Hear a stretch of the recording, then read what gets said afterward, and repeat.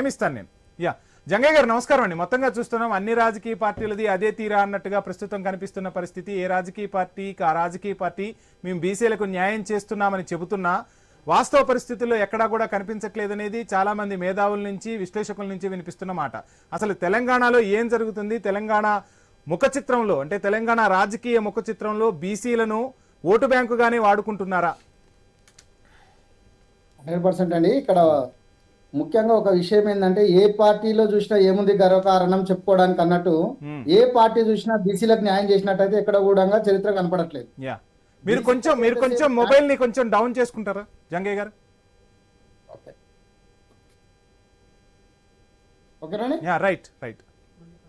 బీసీలకు ఎంతసేపు వీళ్ళు ఎంత బ్యాక్వర్డ్ క్లాస్ అని చెప్పేసి ఒక ముద్ర వేసేసి వెనకబడిన తరగతుల కింద చూపిస్తున్నారు ప్రతి పార్టీ. కానీ అసలు బీసీ అంటే బ్యాక్ బోన్ సమాజానికి అనేది వీళ్ళకి ఎందుకు అర్థం కావట్లేదు. ఓట్ల కోసము సీట్ల కోసం మాత్రమే ప్రతి పార్టీ ఇక్కడ వాడుకోవడం జరుగుతుంది. కానీ నిజంగా కూడా ఇంతకుముందు విక్రమ్ గారు చెప్తూ రేవంత్ రెడ్డి గారు ఢిల్లీలో ధర్నా చేసిరు, మరి పార్లమెంట్ లో వాళ్ళ ఎంపీలు ఎందుకు చేయలేకపోతున్నారు? అదే ఆలోచన విధానంలో ఎందుకు పోవట్లేదు? అఖిల పక్షాన్ని ఎందుకు సమావేశం చేసి ఎందుకు తీసుకెళ్లలేకపోతున్నారు ప్రధానమంత్రి గారి దగ్గరికి? ఇలాంటివి మనం చెప్పుకోవడానికి పోయి బాగుంటుంది. ఎంతసేపు ఏంటంటే వీళ్ళు చేయలేదని వాళ్ళు చేయలేదని వీళ్ళు, అంటే కాంగ్రెస్ చేయలేదని టీఆర్ఎస్ చెప్తుంది, టీఆర్ఎస్ చేయలేదని కాంగ్రెస్ పోతే బీజేపీ ఒప్పుకోవట్లేదని. అసలు మీరు ముగ్గురాల్సిన నిజంగా కూడా ప్రేమ ఉంటే, ప్రజల మీద ప్రేమ ఉంటే, బీసీ సమాజం మీద ప్రేమ ఉంటే, బీసీ ప్రధానమంత్రిగా ఉన్నటువంటి మీ హయాంలోనే కాకపోతే ఇంకెప్పుడవుతుంది? ఎందుకు నరేంద్ర మోడీ గారు ఎందుకు చర్య తీసుకోలేకపోతున్నారు ఈ విషయంలో?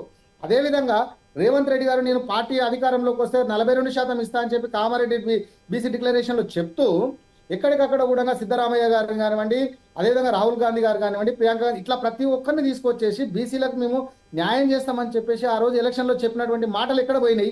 అంటే గాలికే వదిలేసిందా? అదేవిధంగా ఇంతకుముందు పెద్దలు చెప్తూ మేము బీసీలకు ముఖ్యమంత్రి పదవి ఇస్తామని చెప్తున్నారు బీజేపీ నాయకులు. వాస్తవము సరే ఉండొచ్చు, మీరు ముఖ్యమంత్రి పదవి తర్వాత కానీ బీసీలకు ఇచ్చినటువంటి రిజర్వేషన్ చట్టం కల్పించామని చెప్పేసి దాదాపు ఇన్ని సంవత్సరాల నుంచి జరుగుతుంది కదా, దాని మీద ఎందుకు చర్య తీసుకోలేకపోతున్నారు?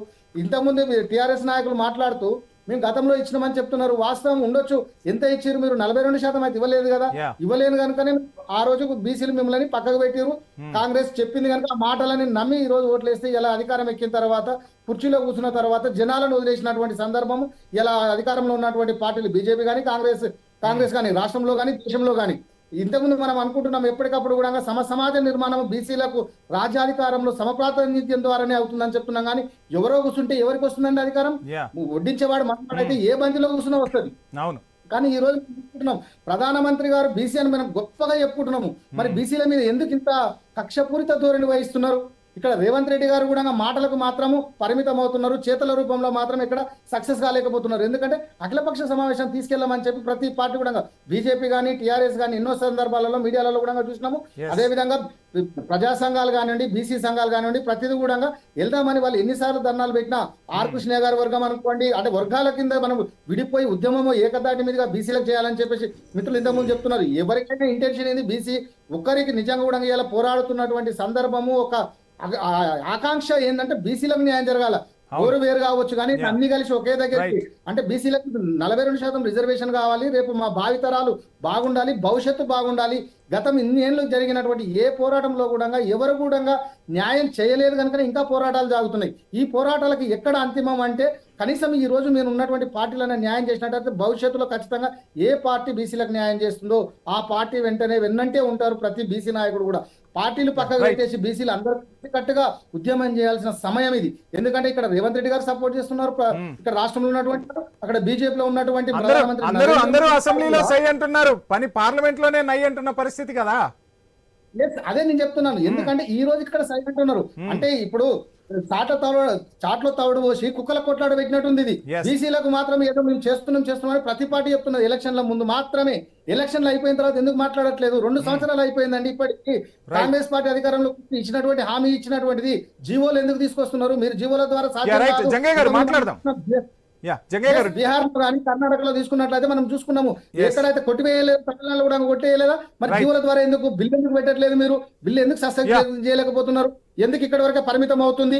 అంటే ఇట్లాంటి సందర్భం తీసుకుంటే బీసీలను ప్రతి పార్టీ మోసం చేస్తుందని చెప్పొచ్చు. వీళ్ళు ఎంతసేపు ఎలక్షన్ల కోసం ఓట్ల కోసం తప్ప బీసీల మీద ప్రేమ మాత్రం ఎక్కడ కూడా ఎవరికి కూడా కనపడట్లేదు. రైట్ జంగయ్య గారు మాట్లాడే ముందు మనం ఒక షార్ట్ బ్రేక్ తీసుకుందాం. Stay tune.